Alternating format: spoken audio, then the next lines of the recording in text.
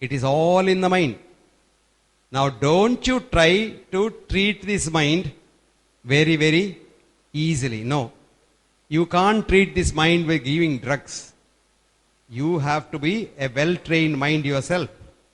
And you have to be able to match that mind's frequency and try to shrink it. It's a head shrinkers. So you make them all right. And I'm sure a good clinical psychologist can treat 99% of the psychological illnesses, barring the violent ones, like, maniacs.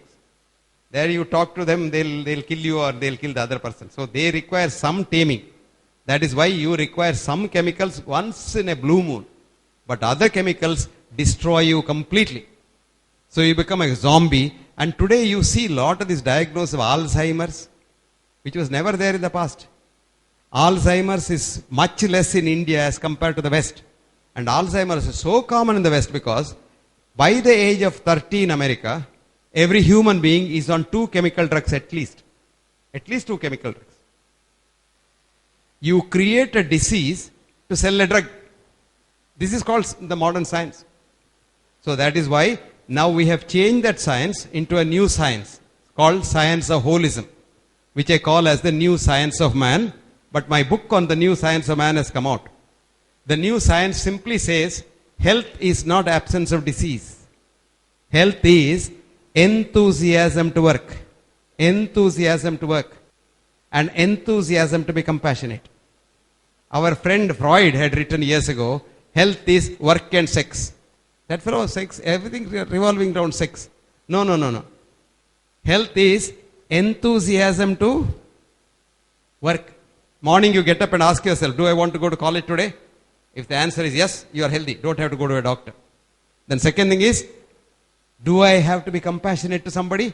If the answer is no, you better see either Elizabeth or Manjula. If you say, yes, I have to be compassionate, you're very healthy, don't see nobody. So Ayurveda also says the same thing. When you are healthy, don't go to the doctor. How do you know you are healthy? Ayurveda says, Samadoshaha, Samagnischa, Samadatu, Malakriya, Prasannatma Indriya Manaha Swastaithya Vidyate. You get up in the morning, you shit well, eat well, drink well, sleep well, and you don't hate nobody, you are healthy. The most important thing is, don't hate nobody. Read my article called grudgitis. You know grudgitis? Appendicitis you heard of. Tonsillitis you heard of. Grudgitis. You hate somebody and that is the grudge you carry. And hatred is the biggest load on your back. Don't you ever carry hatred. Because life is too short. There's no time for hatred. And life is so short, you are in a transit lounge of an airport. The previous plane has brought you. You are there and next plane will take you. God knows when. You don't know. And you are not certain of anything because the modern physics said PQ is not equivalent to QP, which means if you observe an electron, you can either say where it is or say how it is moving, but not both at the same time. So fascinating. See, this is written in the Upanishad. Asino vrajati duram, shayano jati sarvata. Same principle, uncertainty principle. An Irish couplet says it so beautifully. I eat when I'm hungry. I drink when I'm thirsty. If heavens don't fall down, I'll certainly live till I die. Absolutely true. 100% true. Which means in this world, there are only 2 things which are certain. One is birth, which is certain. Other death. Nobody knows when he's going to die, but people will have to die. In the little book called Doctor's Dilemma, Bernard Shaw, a fascinating dramatist, writes, don't try to live for here ever. You will never succeed. If you think you are going to be immortal here, no. But there is a method of becoming immortal.